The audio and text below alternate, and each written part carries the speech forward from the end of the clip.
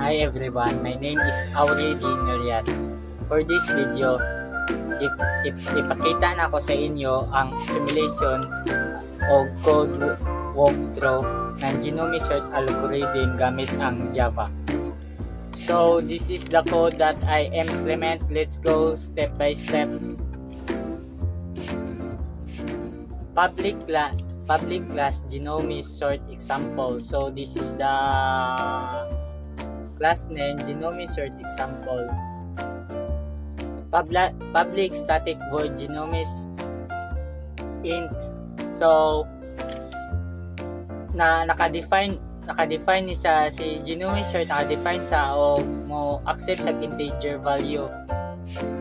Int index equal 0, index equal to 0 mo ginagamit ni siya para sa makatrack sa ahaang position sa array, while index greater than r length.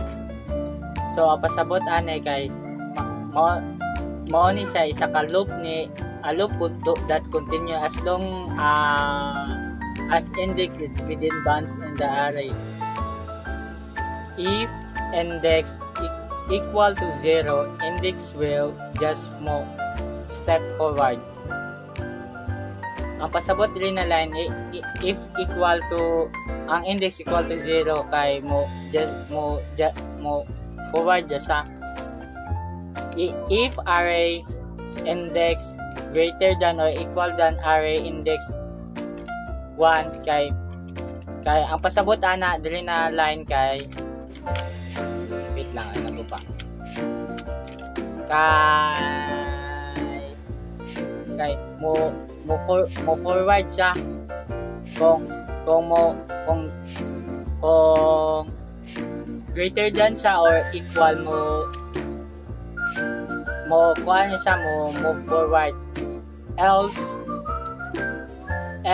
in temp equal array index equal array index minus 1, array index minus 1 equal temp index. Ang pasabot ana kay if current elements less than the previous, they are out order, swap the two elements. Move one step back to recheck the order after swap. The Genome Search it step back and check again the behavior. Ang public static void print array mao ni siya ang method to print the array. So for int num array system of print num ay for each loop the prints every number the array followed by space. Ang pasabot ani kay mo print na to ang kuan ang array mayang kani kay mao ning space niya yang katong sulod sa array mo nito step by step yung space. So sugda na tong sort na to. So ang atong i-sort kay si 5 3 2 4 1. So si 5 3 2 4 1 kay si mao daw ni atong i-sort. So sa atong program kay magsugod daw sa index 0, so mao ni si index 0 1 2 3 4.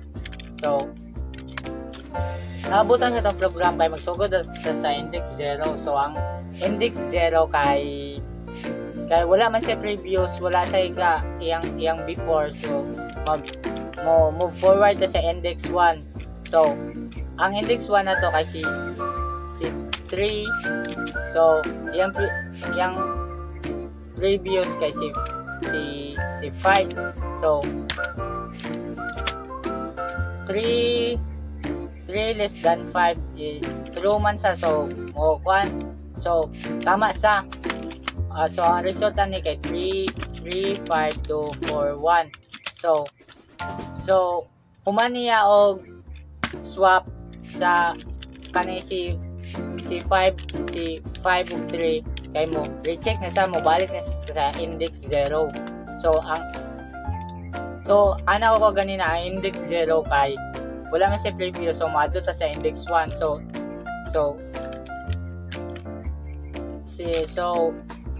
si 3 ug 5 ba daw kay si 5 ba daw greater than ay si 3 ba daw kay greater than 5, so true ta, so tama man sa move forward ta, move forward tag index, so index 2 na ta. So si index 2 kay mo ni si 2, so si index 2 ug si index 1 kay is index 2 is greater than 5, so swap na to sa si index 2 kay kuan man na, so si index 2 kay 2 man, so 2 less than 5 kay si 5 atong ikuan kay mao man si index 1 yung previous, so 2 less than 5 swap na to si mo, so 3 ang magawas 3 to 5, i-swap man na to si 2 ug 5, so 4 1, so swap na nato sa, so mo go back na punta sa mo recheck na punta sa yung previous, so balik ta sa index 0, so wala may previous sa index 0, so index 1 na punta, so mo balik ta sa index 1, so atong index 1 na kay si 2 naman, so si 2 less than 3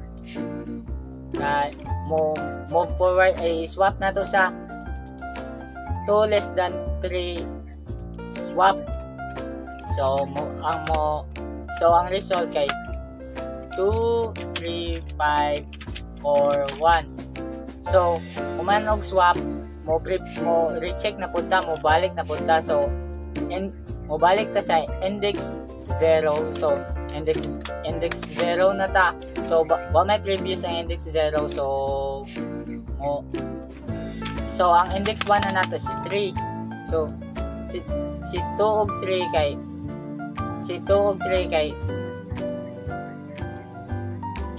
equal naman si 2 ug 3 kay equal naman, so move index na ta, so sa index 2 na ta, si index 2 5 ug si index 1 kay si 5 ba daw kay ay si 3 ba daw greater than 5, so move forward ta, so sa index ko na ta sa index 3, so si 4 si index 4 kay greater than 5 man sa, so i-swap na to, so ang result na niya kay 5 ay 2 3 4 5 kay i-swap naman nato sa, so manasag swap, so balik na punta sa previous niya, so ang previous sa index 3 kay 2, so diriya na ta sa index 2, so sa index 3 na ta, so si 4 greater than 5 or equal, so move forward, so tinuod man move forward ta, so move forward na sa index 4, so si index 4 kay si 1, so sa index 3 naman ta, so si index 3 na to kay si 5 naman, so 4 greater than 5 or equal, move forward tag index, so ang move forward na to kasi 4 na, sa index 3 man tagikan. So move forward, index 4 na ta. So 1 is less than 5.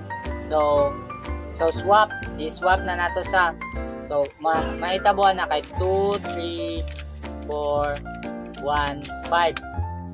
So na-swap na nato. So mo balik na po sa previous. So previous niya kasi index 3. So sa index 3 na punta. So sa index 3 na ta. So si 1 ba daw kay 1 kay greater than 4. So swap. So i-swap nato sa mahimo isa 2, 3, 1, 4, 5. So umana natog swap. So mabalik na punta sa previous niya kay umana matag swap. So sa ayang previous kay si index 2. So sa index 2 na ta. So mao gyapon si sa index 2 man sa, so si 1 greater than 3. So swap 2, 1 mo result 2, 3, 4, 5. So humana tog swap mo adto na sa yung previous. So ang previous kay index 1 greater than 2. So swap. So 1, 2, 3, 4, 5. So humana tog swap mo adto sa previous. So ang previous sa 1 kay index 0. So balik ta sa 0. So wala may previous ang 0 ka mo ato ta sa index 1 na ta. So sa index 1 ta. So sa index 1 kay 1 is greater or equal than 2. So continue ta sa index 2 na ta. So 2 greater than or equal than 3. So continue gihapon. So 3 greater than 4 or equal. So continue. So 4 greater than or equal than 5. So continue. So wala mo na niya yung result. So wala na may next. So dahil na sa mo to yung sort completed. So testingan nato kung sa result. So mo isa 1, 2, 3, 4, 5. Let's talk about the performance and time complexity. So the best case, when the list is already sorted, room sort only needs to check each element once. So it runs in linear time, which we write as a big O of n. But in the worst case, such as when the list is sorted in reverse order, the algorithm must swap almost every pair multiple times, which causes the running time to increase significantly to big O of n squared. This means when the time it takes to grow quickly as the size of the disk increases. When it comes to space complexity, non-sort is very efficient. It only uses a small fixed amount of extra memory during sorting, which we call big O of 1. This makes it good for situations where memory is limited. Regarding real-life use, non-sort is rarely used in practical applications because it can be slow with a large or complex data, but it is valuable as a learning tool to understand sorting concepts. It works well for small or mostly sorted disks. If we compare non-sort to other sorting algorithms, it is similar to insertion sort but uses swapping instead of shifting elements. It generally performs about the same as bubble sort but is usually less efficient than insertion sort. The simplicity makes it easier to understand, but it is not the best choice for sorting a large dataset. So in summary, non-sort is great for a small amount of datasets, but for larger or complex data, other algorithms like quicksort or merge sort are much better options.